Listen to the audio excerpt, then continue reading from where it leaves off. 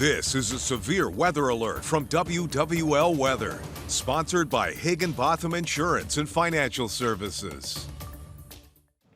All right, and good evening or good morning, I guess, at midnight. I'm Chief Meteorologist Chris Franklin. Apologize, walking off camera here, kind of working on a few graphics, having some discussions with the folks over at the National Weather Service office in Slidell about some of the data that we are showing for the ongoing rain threat and severe weather threat, because there is also a tornado watch that is in effect for our area until 6 a.m. Healthy little complex of storms that are down near Terrebonne. They're going to be watching that very closely. There have been some indications of some rotation offshore.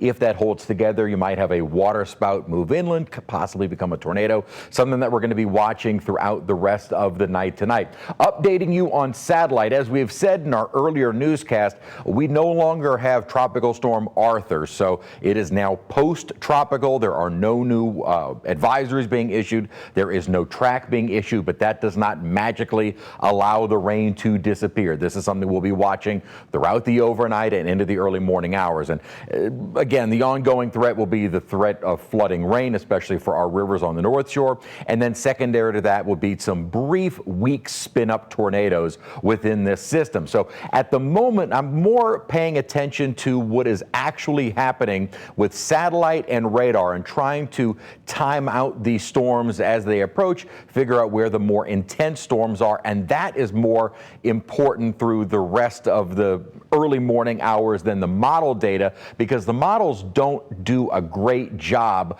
with where the storms are right now. And I'll talk more about that in a second. We've got plenty of time to discuss this as we go through the overnight. One storm that I had mentioned that the Weather Service is discussing is this healthy little cell that is right over Cocodrie. There are some very high rainfall rates, so you get these type of storms setting up over the metro area rivers on the North Shore. In some instances, it's 4 to 6 inches of rain per hour. Now, obviously, the terminology can be kind of misleading. This storm is not going to just sit over one area for an hour, but it indicates the intensity of the rain. 4 to 6 inches of rain per hour is very intense downpour. So you can quickly get several tenths of an inch of rain, or sometimes a couple of inches of rain in a very short period of time. 4 to 6 inches of rain over an hour. If it sits for 10, 15 minutes, you may be upwards of an inch or more. And you get several of those type of cells moving over the same areas, then you get flash flooding.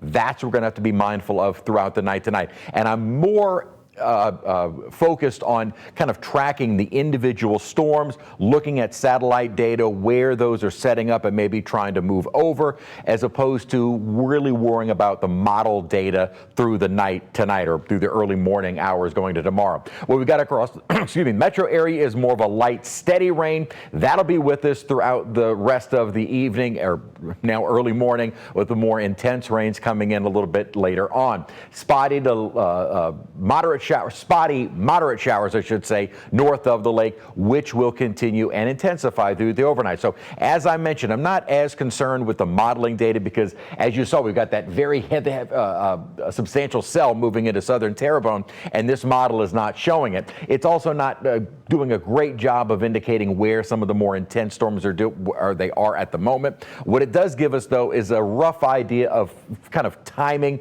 when some of the heaviest coastal storms begin moving onshore, when we may start to see a break over the metro area, and that may be after about 5, 6 a.m., and then more of a focus on the North Shore. And that has been consistent with the models. One thing that I was just discussing with the folks at the National Weather Service office is this is kind of a rough estimate of what we're looking at as far as rainfall totals go through the rest of this morning. May see a ½ inch to an inch of rain over the city, down toward the coast, maybe less. But you just saw that storm near Cocodrie is clearly going to dump more than a ½ inch or even an inch of rain in a very short period of time. So this is kind of looking at what we're looking at overall, kind of an average. Higher amounts are very likely to happen. And in some isolated areas, we could see in excess of 8+ inches of rainfall. One area that the Weather Service has been discussing with us and looking at some of our other high-resolution computer models is what has been really jumping out is this kind of band that'll be setting up from Hammond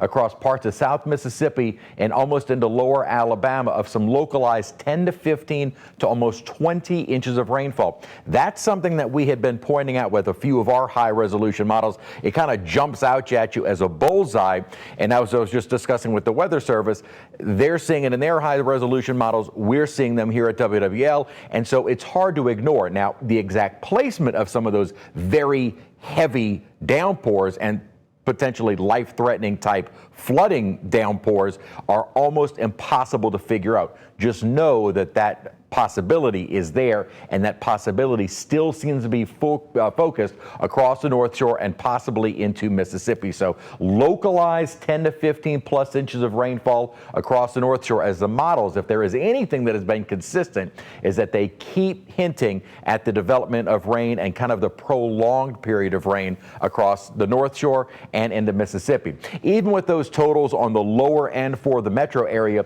both sides of the lake until 6 a.m. tomorrow morning, early morning, are under a high risk of flooding. Now, not technically a high, that's a level 4, but it is certainly an elevated risk, a level 3 out of 4. Now, during the day tomorrow, a lot of that starts shifting toward Mississippi, Alabama, and even continues into lower Alabama on Friday. So we may see a lot of the greater rainfall totals in this kind of corridor, see here, from the North Shore into parts of Mississippi and into lower Alabama. Some of the models have been extending that into almost the Atchafalaya Basin, and that may be where we see the bulk of the substantial rainfall totals, and that is horrible news for our North Shore rivers, which are already overflowing their banks. They're either at or expected to be at moderate or major flooding throughout the next couple of days. And again, we don't really know how much rain we're actually going to see on the North Shore.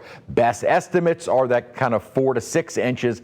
High estimates are some going 10 to 15 in a few locations. And again, it doesn't have to fall right over the river.